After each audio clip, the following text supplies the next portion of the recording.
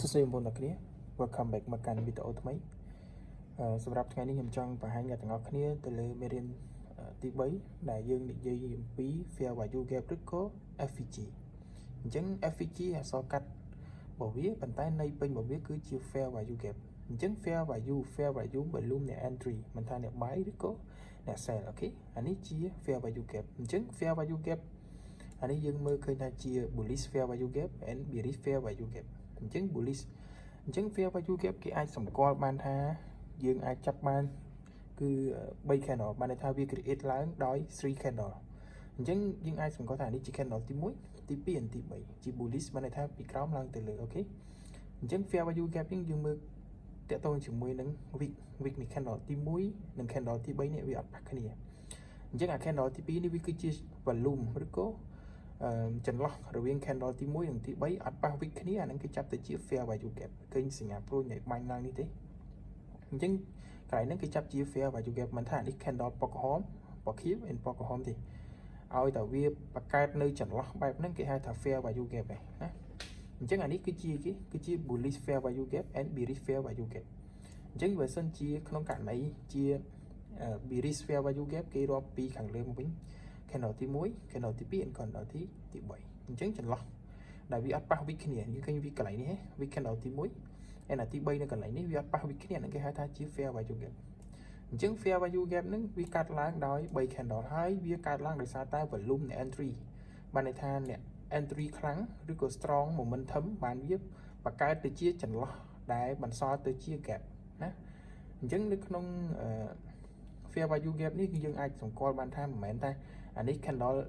bearish ឬក៏អានេះ bullish ឬក៏អានេះ bearish ទេឲ្យតែវាបង្កើតនៅចន្លោះទីផ្សារបែបហ្នឹងប៉ុន្តែយើងអាចចាប់វាបានទៅជា fair value gap បានដែរណាអត់ប្រកាន់ទេណានៅក្នុងករណីបើសិនជាវា strong momentum អានេះ bullish and bullish ទៀតអាហ្នឹងវាថាវាបង្ហាញថាវា strong ខ្លាំងប៉ុន្តែបើសិនជាវាចុះនេះក៏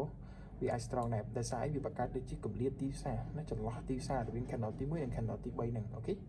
អញ្ចឹងអានេះគឺជា bullish fair value gap and bearish fair value gap អញ្ចឹងយើងដឹងថាអាហ្នឹងគឺជា fair value gap អញ្ចឹងសួរថាយើងចូល entry នៅក្នុង fair value gap បែបម៉េចឬក៏យើងមើលសម្គាល់ទីផ្សារបែបម៉េចបច្ចុប្បន្នទីផ្សារវាដើរទៅប៉ះ fair value gap ហើយវាឡើងទៅវិញក៏ប៉ុន្តែយើងមាន confirm យើងមានរបៀបក្នុងការ entry មិនមែនថាឲ្យទៅប៉ះ gap យើងរកឱកាសបាយឡើងទេណាពេលខ្លះក៏វាមាន fail ដែរប៉ុន្តែអាស្រ័យលើអ្នកទាំងអស់គ្នា analyze នៅក្នុង time frame មួយណាជា style របស់ខ្លួនឯងជាការលេងរបស់ខ្លួនឯងតែយើងលេង time frame មួយណាត្រូវអញ្ចឹងកន្លែងនេះយើងមើលឃើញថាវាជា fair value gap អូខេខ្ញុំស៊ូមមកធំអូខេអញ្ចឹងអានេះខ្ញុំអាចចាប់វាថាជា bullish fair value gap នេះគឺជា candle ទី1 candle ទី2 and candle ទី3អូខេអញ្ចឹងអាហ្នឹងឲ្យតើវាបង្កើតនៅកម្រិតទីផ្សារហ្នឹងយើងចាប់ជា fair value gap ឯណាអ្នកនរគ្នាឃើញទេគាត់ទៅវាចាក់ចូល fair value gap ហោះស្ទុយបង្កើតកន្លែងនេះមួយទៀតចាក់ចូល gap កន្លែងនេះមួយទៀតហោះស្ទុយប៉ុន្តែសួរថាការ entry នៅក្នុង gap វាមានប្រសិទ្ធភាពអត់អាស្រ័យទៅលើអ្នកទាំងអស់គ្នាមើល price action បានន័យថាមើលកម្លាំងទីផ្សារជាក់ស្ដែងមិនមែនឲ្យតែ gap សិតតែយើងអាច entry បាន 100% ទេយើងត្រូវមើល price action ដែរណាអញ្ចឹងដូចកន្លែងនេះចឹងគេ gap តែមកដាច់ប៉ាត់តែកន្លែងនេះវាបាន respect តម្លៃ gap ម្ដងហើយណាអាសារតែកន្លែងនេះវាមាន momentum strong ដោយសារតែអីអ្នក sell គឺ strong ខ្លាំងអញ្ចឹងចុះមកបដាច់តិចណាអញ្ចឹងវាមកប៉ះជាមួយនឹង gap ខាងក្រោមហើយវា sit ជាមួយ liquidity កន្លែងនេះមួយហើយវានឹងឡើងទៅវិញអូខេអញ្ចឹងតម្លៃ gap មិនសុទ្ធតែអាច entry បាន 100% ក៏ប៉ុន្តែវាជា technical វាជា key មួយសម្រាប់ entry ទីផ្សារដែរមិនថាយើង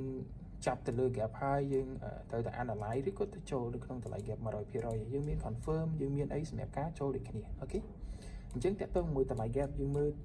ទីផ្សារបច្ចុប្បន្នវាប៉ះ gap គឺវា long អូខេប៉ុន្តែនៅក្នុង high time frame មិនមែននៅក្នុង low time frame ទេ1នាទី3នាទី5នាទីយើងលេងបានសួរថាវាអាច long បានឆ្ងាយទេអត់ទេណាអញ្ចឹងគេ analyze គេចាប់អាធំមកតោះហ្នឹងគេចាប់អាធំមកអញ្ចឹងតើតើមួយ gap ខ្ញុំមានតែប៉ុណ្្នឹងទេណាខ្ញុំមានតែប៉ុណ្្នឹងទេហើយនៅវីដេអូបន្ទាប់ខ្ញុំនឹងបង្ហាញតើតើជាមួយនឹង BPR ឬក៏ balance price range អាហ្នឹងវាជា double gap ណាជា double gap ចឹងយើងមើល gap ឲ្យអស់មកណាអញ្ចឹងយើងចាប់មកឲ្យតាណាបង្កើតកម្រិតទីផ្សារយើងចាប់ពីមកពេលខ្លះ gap វាមិនមែនមានតែមួយតង់ទេវាអាចមានមួយតង់ពីរតង់3តង់ប៉ុន្តែយើងលេងយើងឆ្លាតយើងមើល price action កាលណាដែលវាចុះមកប៉ះមួយណាវ belong toវិញយើងលេងជាមួយនឹងមកអត់អាចថាអានេះ gap យើងត្រូវតែលេងនៅក្នុងតម្លៃ gap ហ្នឹងឬអត់ទេណាយើងមើល price action អូខេចឹងអានេះយើងចាប់មក gap ដូចគ្នាអូខេអានេះ bearish candle នេះ bullish and bullish ចឹងបង្កើតទៅជា gap មួយឃើញទេប៉ះចូល gap ឡើងទៅវិញឃើញទេប៉ះ gap បន្តឡើងអានេះឡើងដូចគ្នាប៉ុន្តែអានេះលើកទី3វាចុះមកផ្ដាច់ចឹងតម្លៃ gap ហ្នឹងវាខ្លាចទៅជា inversion FVG វិញចឹងមេរៀនបន្តពីមាន condition តទៀតណាអូខេដូចកន្លែងនេះ gap ដូចគ្នាក៏ប៉ុន្តែសុទ្ធថាយើងចូលបានអត់ចូលបានយើងមើល price action ជាក់ស្ដែងកន្លែងនេះវា sweep អញ្ចឹង gap ឬក៏ liquidity វាត្រូវតែមកបំពេញជារឿងធម្មតាកុំឲ្យតែវា break ដោយ candle អាហ្នឹងវាតចោលទៅក្រោមទៀតហើយណាអាហ្នឹងគេឡើងឲ្យទៅជា gap វិញហើយណាអញ្ចឹងយើងចាប់ទាំងអស់មកណាតើតើមួយ ICT concept វាមានមេរៀនច្រើនណាសម្រាប់ការស្វែងយល់ពីវាបានច្រើនមិនមែនថាចេះតែ gap ចេះតែ liquidity ចេះតែអីតិចតួចយើងអាចទៅ trade បានទេតែបានក៏ប៉ុន្តែសួរថា win rate យើងខ្ពស់អត់ទេយើងអាចមានហានិភ័យក្នុងការចេញចូលទីផ្សារដោយសារអីយើងអត់តន់ច្បាស់ទៅលើ condition ឬក៏មេរៀនរបស់ ICT ច្រើនដល់ពេលដែលយើងចេះបើវាច្រើនទៅយើងយកមកបុកបញ្ចូលគ្នាមានន័យថាយើងយកស្រៈកឬក៏អក្សរកស្រៈអាស្រៈអេស្រៈអីមកបុកចូលគ្នាមកបានចេញទៅជាពាក្យមកពាក្យអញ្ចឹងតើតើមួយការ trade ក៏ដូចគ្នាដែរយើងយកមេរៀនឬក៏យើងយកលំហាត់ដែលយើងធ្លាប់រៀនហ្នឹងយកមកបុកបញ្ចូលគ្នាឲ្យបានទៅជា key មួយឬក៏ model មួយសម្រាប់ការ entry ណាមិនមែនថាចេះតែ gap មួយយើង entry នៅក្នុងតម្លៃ gap ឯងចុះឧទាហរណ៍ថាវាអត់បង្កើត gap វាបង្កើត order block ឬក៏វាបង្កើត BPO អីផ្សេងយើងមិនអត់ឲ្យ trade ដែរចា៎នេះចឹងនេះយើងចាប់ជា gap មកឲ្យតែកម្រិតទីផ្សារអញ្ចឹងយើងចាប់ gap អូខេចាប់ទៅ gap ឃើញទេចឹងទីផ្សារវាអត់មានអីញ៉ៃច្រើនដែរណាបច្ចុប្បន្នវាមានតែប៉ុណ្្នឹងប៉ុន្តែយើងត្រូវតែស្វែងយល់ទាំងអស់ណាមិនមែនថាចេះតែ gap អមុខទេខ្ញុំនិយាយដដែលហើយយើងព្យាយាម back test ឲ្យបានច្រើនណាកុំ